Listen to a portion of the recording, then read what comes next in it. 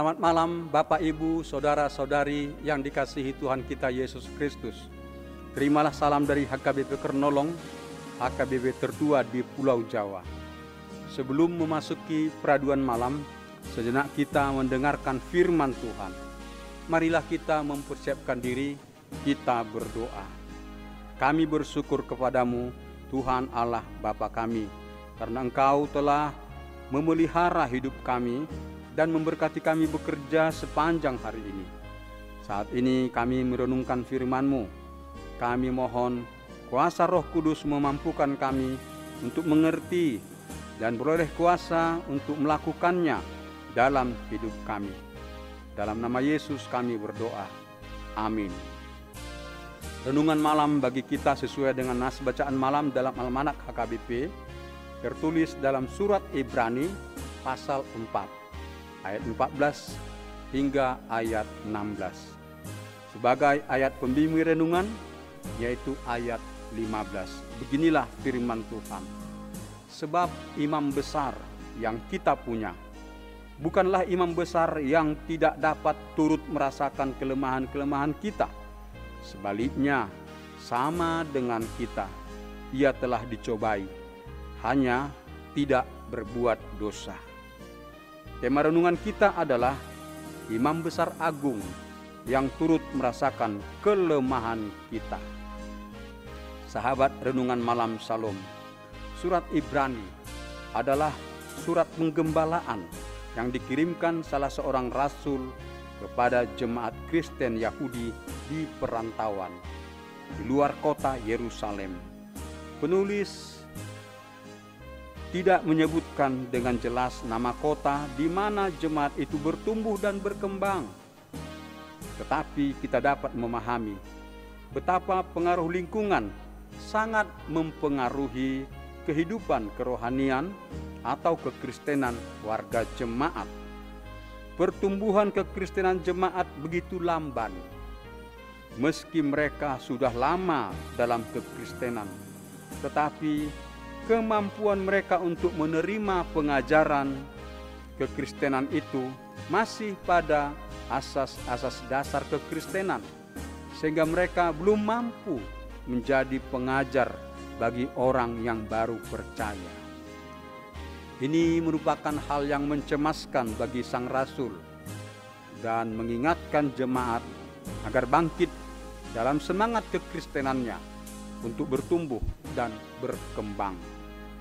Kesungguhan untuk memperhatikan pengajaran firman Tuhan berkurang karena perhatian jemaat beralih kepada hal-hal lain yang bersifat duniawi.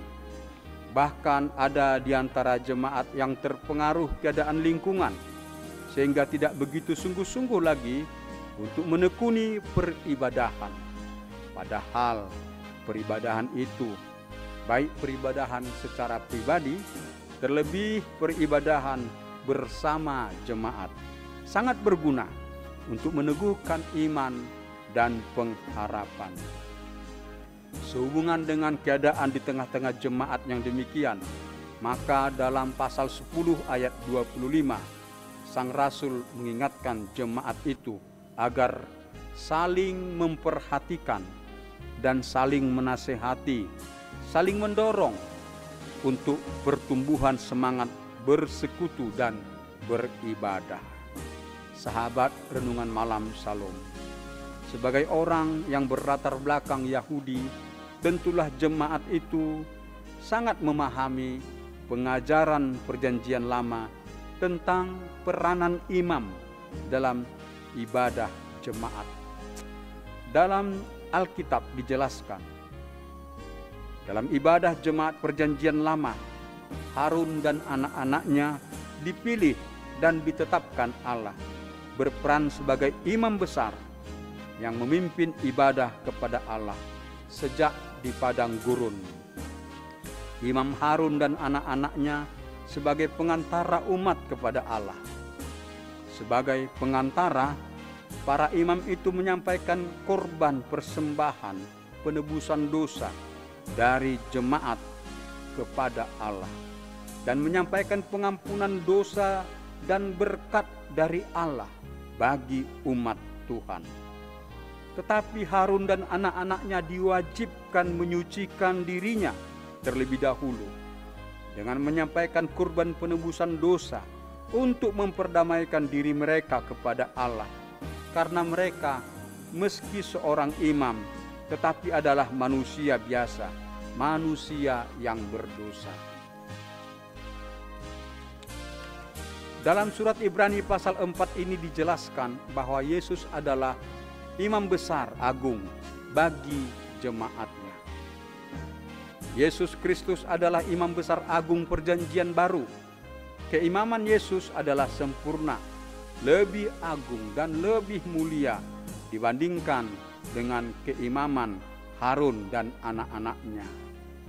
Karena Yesus Kristus menyelenggarakan penebusan dosa umat manusia bukan dengan mempersembahkan hewan atau anak domba, tetapi mempersembahkan dirinya sendiri.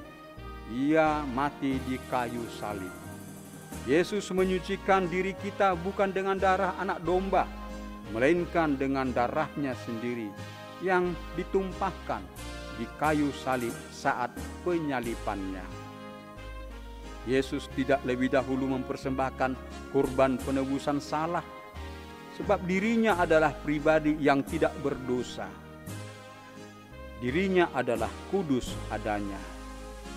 Jika Imam Harun dan anak-anaknya berulang kali menyelenggarakan mempersembahkan kurban penebusan dosa, tetapi pengorbanan Yesus adalah sekali untuk selama-lamanya, memperdamaikan umat manusia kepada Allah dalam segala zaman. Kita umat manusia hanya menerima dengan beriman, dengan berpengharapan kepada Yesus Sang Juru Selamat, pengantara kita kepada Allah. Yesus Kristus sebagai imam besar agung yang sempurna, juga sebagai pengantara kita yang satu-satunya, yang memperdamaikan kita kepada Allah. Ketika kita percaya dan menerima Yesus sebagai Juru Selamat diri kita, maka di dalam pengorbanannya itu kita dijadikan sebagai ciptaan baru, sebagai anak-anak Allah yang dikasihi Allah Bapa dan diperkenankan menjadi pewaris segala kasih karunia Allah. Sahabat Renungan Malam Salam, Tuhan Yesus adalah imam besar agung bagi kita yang turut merasakan kelemahan dan penderitaan kita. Karena Tuhan Yesus telah menjalani atau mengalami berbagai pencobaan dan penderitaan atau kesengsaraan, bahkan lebih berat dari penderitaan yang kita alami. Tetapi meski Yesus menderita sengsara sampai mati di kayu salib, Ia tidak berdosa. Karena Tuhan Yesus, imam besar agung bagi kita, tahu kelemahan dan penderitaan kita, maka Tuhan Yesus pun pasti akan menolong kita dalam pengalaman hidup kita di dunia ini. Sebab Tuhan Yesus pun menginginkan agar semua jemaatnya menang atas semua pencobaan dan penderitaan yang dialami jemaatnya. Tuhan Yesus pernah mengatakan, "Berjaga-jagalah dan berdoalah supaya kamu jangan jatuh ke dalam pencobaan. Roh memang penurut, tetapi daging lemah." Matius 26 ayat 41. Dari nasihat Tuhan Yesus ini dapat kita pahami bahwa kita harus tekun bersekutu dengan Tuhan Yesus dalam doa dan mendengarkan firman-Nya. Dalam kebersamaan kita dengan Tuhan itulah, maka kuasa Tuhan dalam penyertaan Roh Kudus meneguhkan iman dan pengharapan kita, memampukan kita tabah menjalani penderitaan atau pencobaan, memampukan kita mengalahkan kejahatan-kejahatan dengan senantiasa melakukan kasih dan kebaikan. Demikian renungan bagi kita malam hari ini. Marilah kita berdoa. Terpujilah nama-Mu ya Allah Bapa. Kami telah mendengar firman-Mu. Kami bersyukur sebab Tuhan Yesus Imam Besar Agung bagi kami, yang menebus dan memperdamaikan kami kepada Allah Bapa. Kami harus datang menghampiri takhta kasih karunia-Mu, agar kami memperoleh pertolongan pada waktunya untuk meneguhkan iman kami, memenangkan kami dalam menghadapi pencobaan atau penderitaan. Ya Tuhan Allah Bapa, nyatakanlah kasih-Mu memberi pertolongan bagi orang-orang yang sakit, yang dirawat di rumah sakit, dan yang menjalani perawatan di rumah, agar mereka beroleh pertambahan kesehatan untuk kesembuhan mereka. Dan juga dalam perlindungan-Mu lah semua pelayan kesehatan, dalam pelayanan mereka untuk melayani semua para pasien. Beri penghiburan bagi orang yang berduka, dan lepaskan orang-orang yang kesesakan dari masalah-masalah yang mereka hadapi. Tolong dan berkati mereka ya Tuhan. Ya Tuhan Allah, Engkau juga memelihara kami dalam istirahat kami malam hari ini. Jauhkan mara bahaya daripada kami. Bangunkan kami esok pagi dan berkati kami bekerja, agar kami beroleh hasil dari pekerjaan kami. Berkati juga anak-anak kami dalam kegiatan sekolah, agar mereka tekun belajar. Terpujilah nama-Mu Tuhan.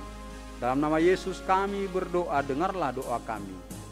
Amin. Anugerah Tuhan kita Yesus Kristus, kasih setia Allah Bapa, dan persekutuan dengan Roh Kudus yang memelihara hidup kita selama-lamanya.